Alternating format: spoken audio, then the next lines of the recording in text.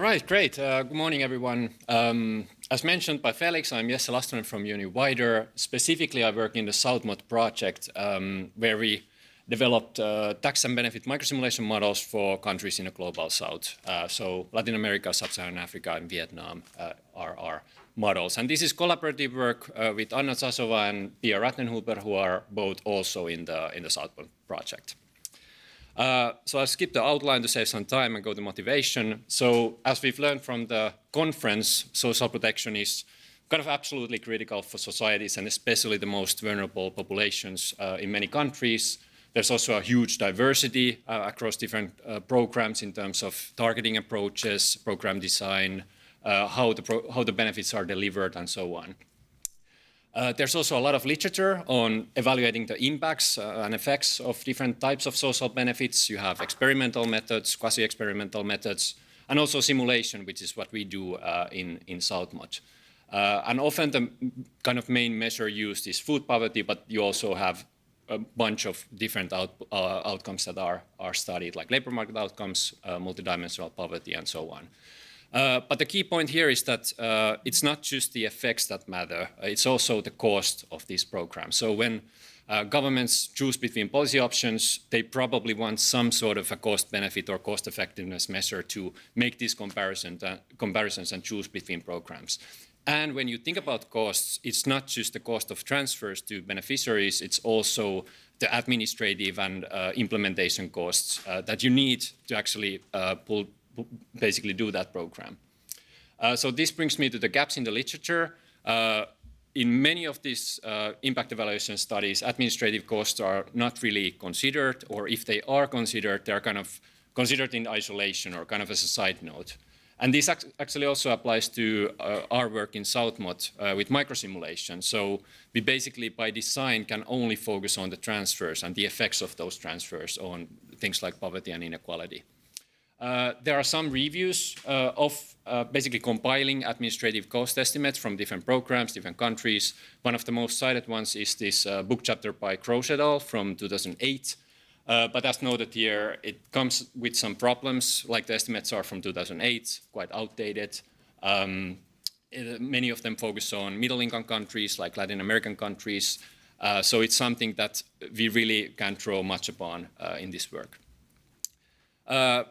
In terms of trying to fill in these gaps, we have some research questions here. The first one is simply about documenting these administrative costs across different social protection programs in Africa, but also Latin America.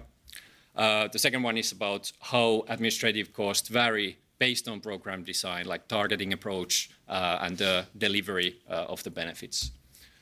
Then, how do administrative costs actually shape the fiscal implications of specific programs? So when you incorporate administrative costs on top of the actual transfer costs, how does that kind of affect the overall expenditures of different programs?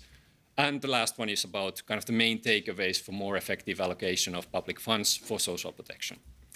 So just to give you some context, I'll start with kind of splitting the different types of program costs in social protection. So of course you have the benefits, the transfers to the beneficiaries.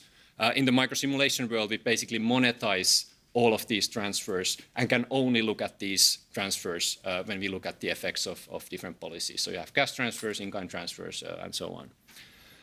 Then the focus of this work is administrative costs. So you have to identify and target beneficiaries. There's the management of payment and service delivery operations, staff salaries, IT infrastructure, monitoring and evaluation, and so on. And you also have kind of other types of costs, like these maybe larger but more infrequent other costs, like the ones I've listed here. So you have the direct support to beneficiaries, and then you have these other cost types that kind of shape the reach and efficiency of the support that the beneficiaries get. And I call them administrative capacity here. I also have a kind of a simple typology or categorization for the social protection programs themselves. So of course, you have different types of targeting approaches across programs, going from universal to geographically targeted, means-tested, community-based targeting, and so on. And of course, there are different ways of delivering the benefits to beneficiaries, as mentioned earlier. And then you can also think about kind of the area of benefits. You have classical social protection like cash transfers, you have agricultural benefits like farm subsidies, and also labor market policies like the ones listed here, public works, wage subsidies. And in this work, we basically look at administrative costs across these categories in the first two boxes. So we have some data on that. Then I have a few slides on how we use these administrative cost estimates in the study, starting with where we actually get them from. First is, I mentioned the growth chapter, which has cost estimates for 55 programs, mostly middle-income countries, some low-income countries as well. We have multilateral agency implementation reports, donor-funded program evaluations, and then a bunch of other sources like government budget documents is a key one. So from all of these, we try to get this one number, which is the administrative cost as a share of total program costs, focusing on these programs that we have in our microsimulation models. I just have a few examples here. This is a public expenditure review of social cash transfer in Zambia. As you can see, they have a pretty granular, nice breakdown of the kind of administrative costs that go into that program.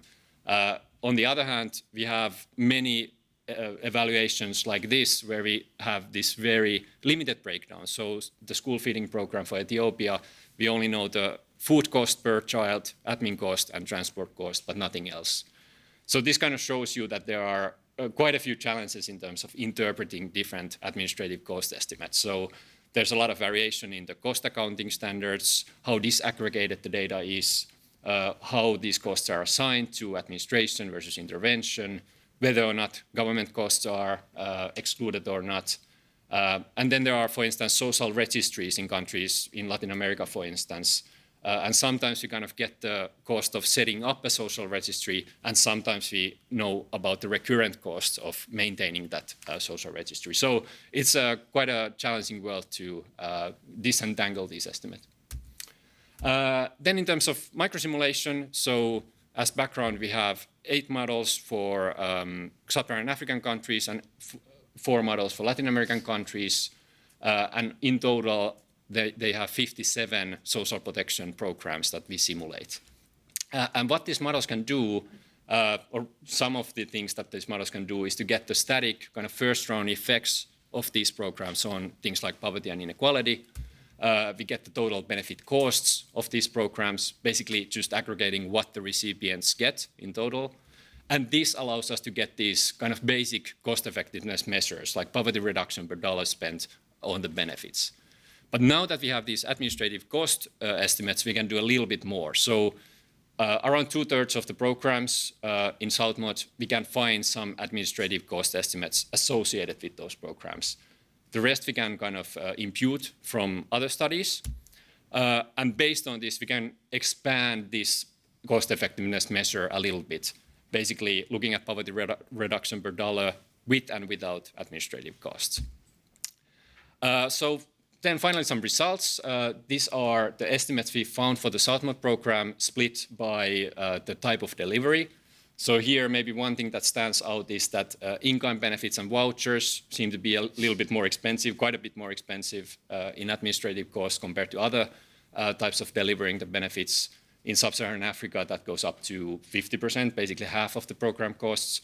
And the other takeaway here is that in Latin America, administrative costs account for a smaller share of total program costs compared to African countries here.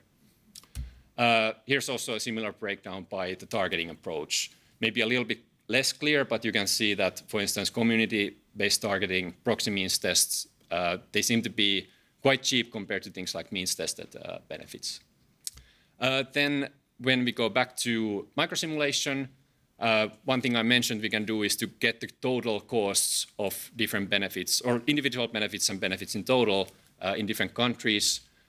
Here I've basically aggregated all benefits in all countries and split them down by the targeting approach. And I've done that with admin costs from the literature and without them. And here what stands out is that kind of as expected in Latin American countries, administrative costs make a little bit less of a difference to the total cost compared to the African countries. You can also see a lot of variation in the targeting approaches used in social protection benefits across countries. There are countries like Ecuador and Peru which have proxy means tested benefits, basically using the social registries I mentioned. Then you have countries like Ghana, Uganda, Bolivia that rely almost exclusively on categorical benefits. So this is the cost side. This slide is about the impact side.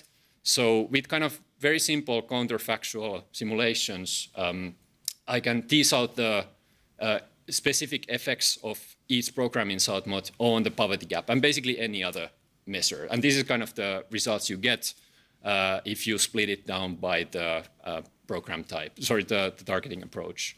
So what stands out here is, again, Latin American countries, proxy means tested benefits seem quite effective in reducing the poverty gap.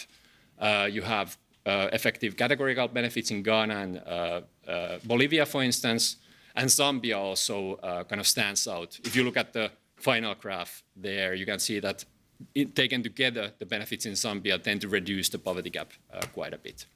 So now we have kind of all the pieces we need. So we have the costs of different programs with and without administrative cost, and we have these kind of estimated poverty reduction effects of different programs.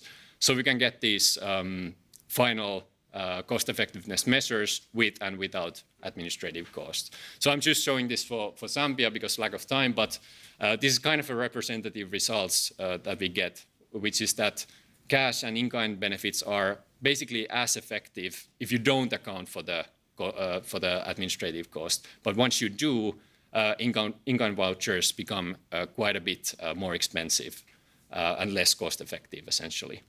Then if you look at splitting this down by the targeting approach, maybe the effects are less clear, but you can see, for instance, that categorical benefits are a little bit more expensive in terms of administrative costs compared to the other types of benefits.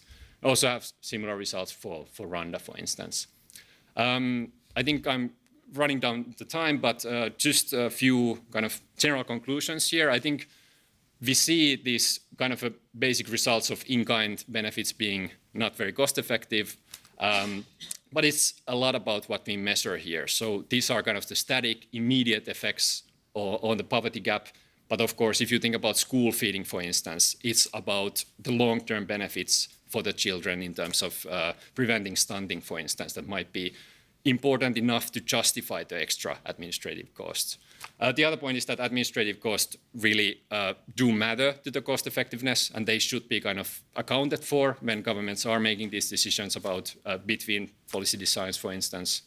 And finally, the literature on administrative cost is very challenging. So I would kind of welcome a lot more work in terms of disentangling those estimates, and that's something we are still doing in this work going forward. So yeah, thank you.